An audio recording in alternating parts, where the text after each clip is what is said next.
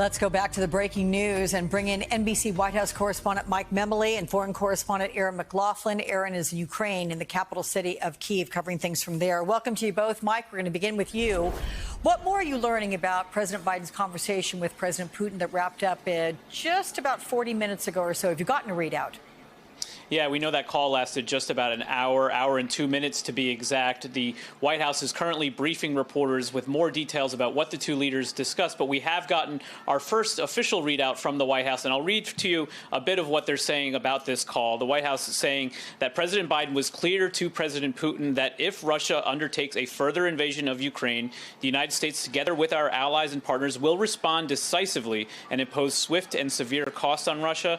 The president also reiterated that a further Russian invasion in Ukraine would produce widespread human suffering and diminish Russia's standing. So this is the initial top lines from the White House about what these two leaders spoke, obviously emphasizing the president's side of it. What's interesting, Alex, as we've seen just relentless diplomacy over the course of the last 2 months involving the president, other administration officials, our Western allies, all speaking with President Putin of Russia, that there have been very different views about what exactly is even happening. The U.S. side increasingly declassifying information, making more public their concern about just how imminent an invasion was. But President Putin, again this morning, telling the president of France, Emmanuel Macron, that this is just provocative speculation on the part of the West. But we have seen, as Russia has been moving more and more of its forces to Ukraine's border, the U.S. has also been moving some of our forces to prepare to defend some of our NATO allies. Here's Jake Sullivan, the National Security Advisor, laying out what that was all about yesterday.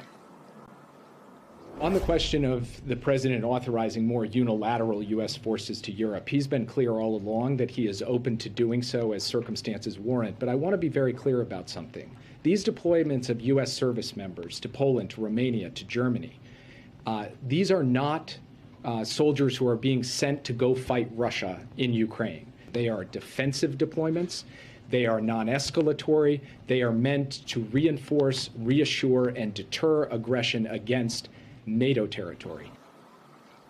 And now, Alex, just in the last few seconds, that briefing from the White House has wrapped up. And significantly, according to an administration official, there has been no fundamental change to the dynamic as the president, as his advisors have been laying out over the last few days. So it doesn't appear that this call really moved things significantly. You're seeing the photo there of the president during his call with President Putin. This official went on to say that the stakes are too high, really, at this point, that the U.S. is not going to continue to give Russia every last second to try to pull back from the brink here diplomatically, but that the president used this call today to really emphasize the economic cost, but also the cost to Russia's stature in the world if Putin moves forward.